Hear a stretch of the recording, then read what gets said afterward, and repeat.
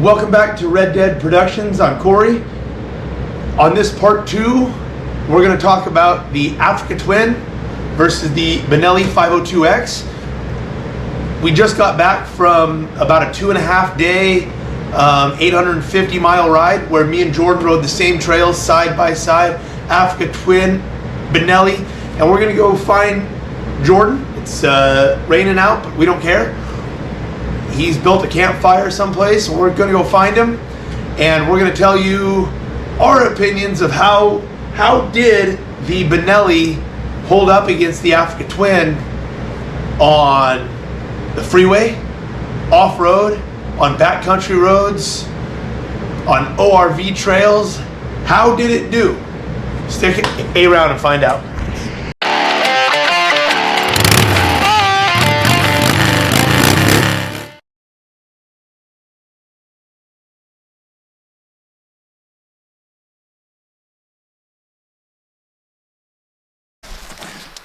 Here we are. Jordan's nice enough to build us a fire. We're not actually camping in the great outdoors as we wish we were.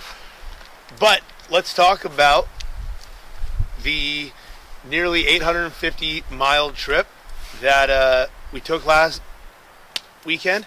Jordan hasn't even had time to look over the questions I'm going to ask him. Nope.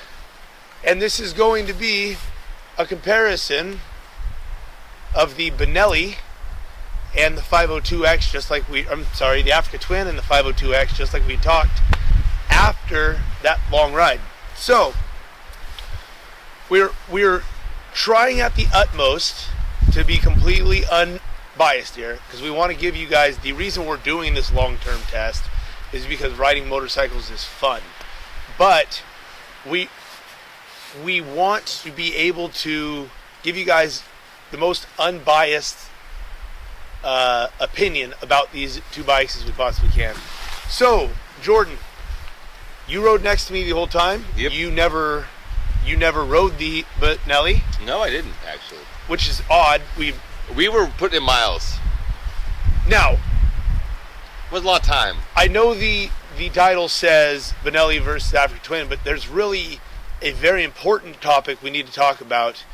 The 890 was there, the KTM 890. It was. 90. Not R. Not R. Now, I think there's a lot of debate with the Africa Twin and the Benelli, but what is your opinion? Is the 890 up here?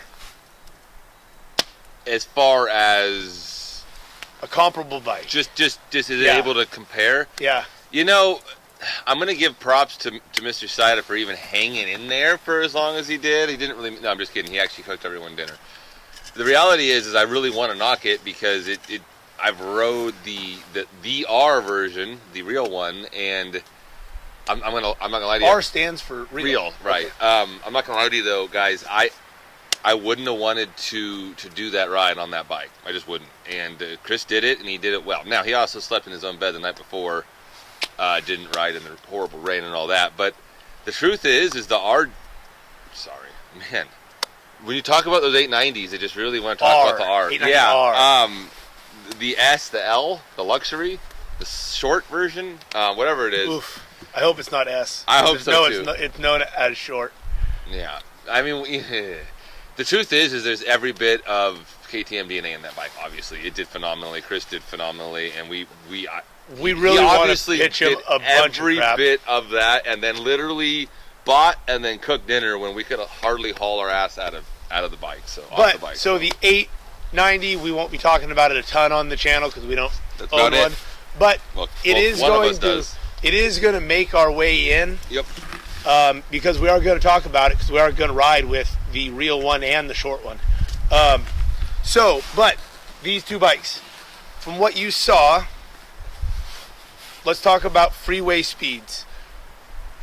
If you had to choose one of these, and we rode at about 75 miles an hour, general flow of traffic between Eugene and... If you've been on that road, you know that's the case. Portland, you can't go the speed limit. It's dangerous. Certainly not at night and in the rain. Certainly not at night in the rain.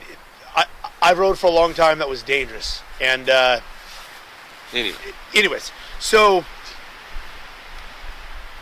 Which do you feel ate up those miles better? I mean, the truth of the matter is, I'm going to say the Africa Twin, in a large part because I have never before, while riding, especially in those conditions, but just in general, had a lot of the same feelings from the power and the comfort that I did on the Dyna when we did the Yellowstone trip.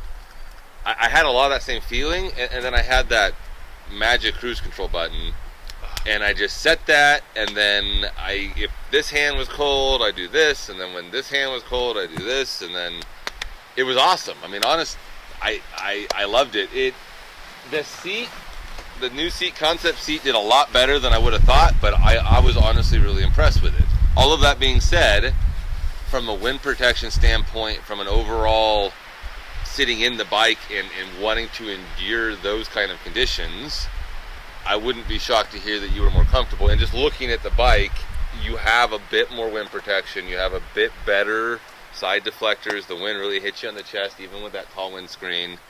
And I'm 6'2", not 1, and when it hits you in the chest and it's 42 degrees outside or lower, that'll chill you down. That'll lower your core temp pretty good. And so the truth is I've read a lot, and basically on the non-adventure sports twins, you can't do it because your handlebars are going to hit, and I ain't going back to that. I had that in the GS, and I'm not going back to it. So I'm going to say twin still, the cruise control and the comfort.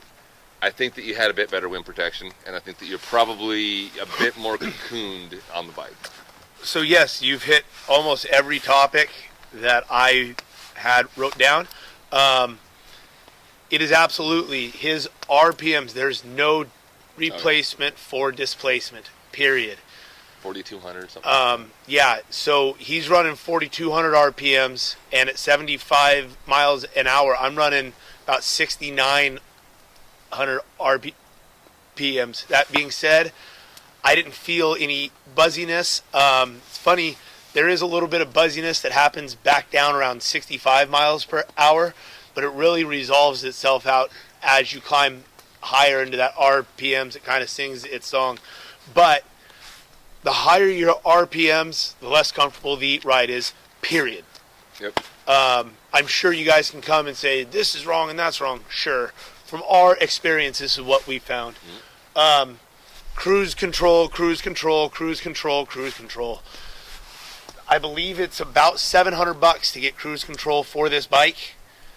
I'm going to do it because that is the ability. Oh. Yes, I have this little $50 throttle lock that works, that lets my hand get down and rest and lets it get warm. But as soon as I start to take a hill, I slow down. Go down a hill, I speed up. And it's really hard when you're in the flow of traffic or in traffic to be messing with that thing constantly. It's dangerous. So I will be doing a good cruise control system for it. At one point we had looked into them for the GS. We'll have to dive back into that research because my biggest fear of owning a 500cc bike is, can it do freeway? Yes. In the wind, I think I'm sitting more comfortably than he is. I think my versatility to move my legs is better than his is. Now, granted, he can fix all that stuff with money, and that's kind of what we're doing. Is this is the budget bike? This is comes with all the tricks and stuff. Is it enough? And so far, yes, absolutely. Mm-hmm. I know if we were going to be doing a lot of freeway speed, I know I could go, I believe, up one tooth in the front sprocket, which would lower it down. But don't feel the need to. Right? I don't feel the need. So freeway speeds, the Africa Twin wins. Let's go back roads, man. Let's go back roads. So what I mean by back roads is we're sitting there cruising along. We left Chris Sida's house, and we're just on this beautiful backcountry road. When Jordan's video come out, wait till you guys see it. We're following the river. It's nice. What did you experience, and what did you see me experiencing? And what do we talk about? Because a lot of this stuff we talk about in the moment because we are researching. Yep. Yeah, right, exactly. The truth is that's, in my opinion, the beauty of adventure bikes is that they can do all of these things, and we all know they're not amazing at any one of them, but what technology has really allowed for is these engines to come out and produce significantly more power than they could have 20 or 30 years ago at a cost and price point that lets them put it in a bike like the Benelli. The truth is the amount of power that Goat had never left him wanting anything we were doing, except for maybe when everyone takes off to, because they're horsing around. Now, so I'm going to interject. Okay. Because the one time I found a power issue was not on the freeway. Whenever we Back pass roads. on the freeway, I was was fine. fine. So there was one incident in 850 miles that I felt my lack of power, and that was on that semi that you passed. And it was at a time where we knew we were going to pass, but not when. Yep. And we had just said, we're going to pass. And he goes, right now. And if you go in 55 and you're not higher up in your RPMs like you are on the freeway, then you roll on that sixth gear, and that's where I feel my lack of power. And so, no big deal, though. We just... it took a half a second. We just let Jordan, Jordan just waited up while I passed on the next straight, and he's my eyes for me then and can tell me when to pass. So it was inconsequential, but I expected with buying a 500cc bike to be limited on the freeway, and passing lanes on the back roads is actually when I feel it. Right, and the truth of the matter is that I don't feel the extra power of the Africa Twin over the Benelli or over even the Harley really on the freeway. I feel it on the GS because on the GS I've lost significantly more, especially compared to the weight.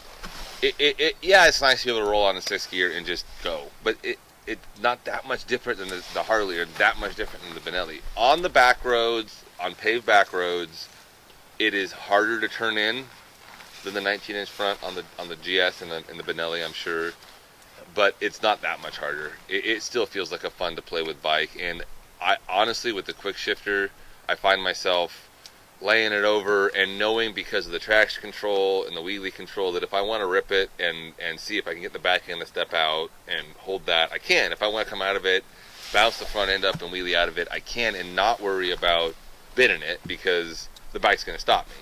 There's also times, though, we're on a back road, I just want to cruise and just go through corners and just feel the bike and the engine and the road and ride it more like a Harley-Davidson almost. Lets me do that, too. And so for me, I love the way the Africa Twin actually performs on the back roads, almost the most of anything. It's good at the freeway, but it's not a GS 1200, GSA 1200. It doesn't have that extra protection. On the back roads, though, that doesn't matter. You don't want it. And that extra power and grunt and safety of knowing the traction control stuff's there, man, it just lets you have fun and not worry as much. So, my point of view's very, very similar once again, because we actually talk about a lot of this stuff while we ride. We do. But once again, I'm very comfortable at 55. This bike's really singing its song on the back roads. Jordan has more stuff to have fun with, is the bottom line. He's got more gizmos and gadgets, and he can really tweak settings here. And on the back roads is when you can really, I think, explore what that bike is capable of in all its different settings.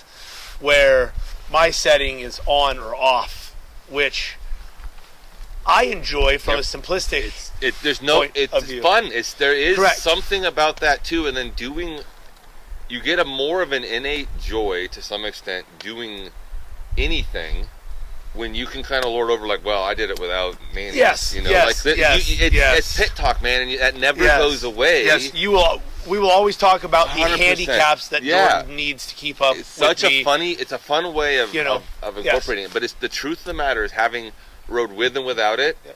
It's a massive help. Don't let anyone tell you otherwise. I'm sorry. You want to learn how to power slide? Go buy a bike with traction control. Let you step it out 3 feet, and then only try to step it out 2. You know you're not going to probably bin it. The truth of the matter, guys, is it's still a go. I have more than once lost the front end and just been like, well, we'll see what happens. You'll see it on one of the videos probably. But you still have that traction and safety most of the time. And to that point, that you don't on that point, don't let anybody tell you that I'm a better rider than Jordan because I don't need those handicaps. Right. You've seen us both on bikes that don't have it. We're both terrible riders. Exactly. No one of us is worse than the other. And we're both very capable riders. And all his is a safety net. And if I could add that safety net onto my bike, I absolutely would. Don't let anybody tell you it wouldn't. But do I need it? And I think that's what we're comparing here. Exactly.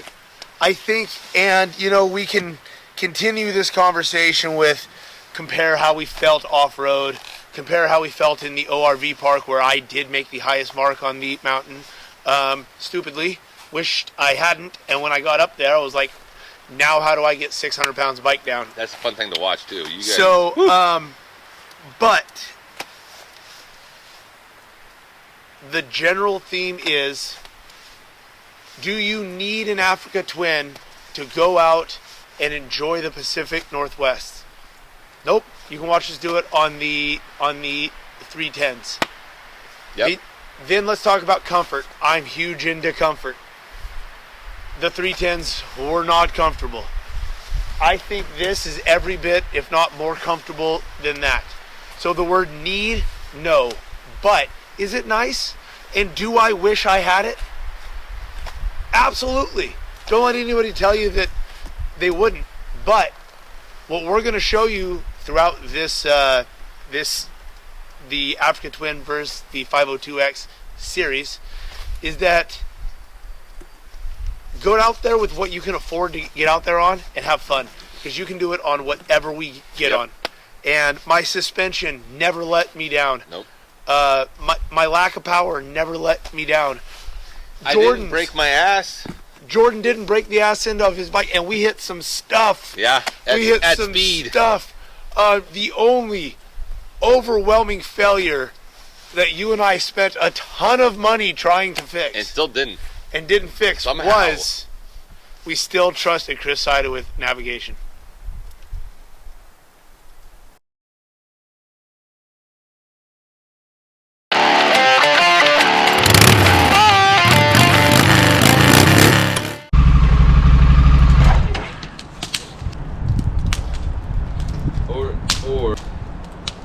Okay, there's a piece of plywood, bro. Yeah, I realize now. That's me more about it. Don't go in there. That's a horse. Oh man, that's gonna I feel like that would suck. Okay. Plus, Don't play by the F twin. play. Here, hold on. I'm coming. Hold the mics. Nothing. Here I. So I know I owned one, and I can't.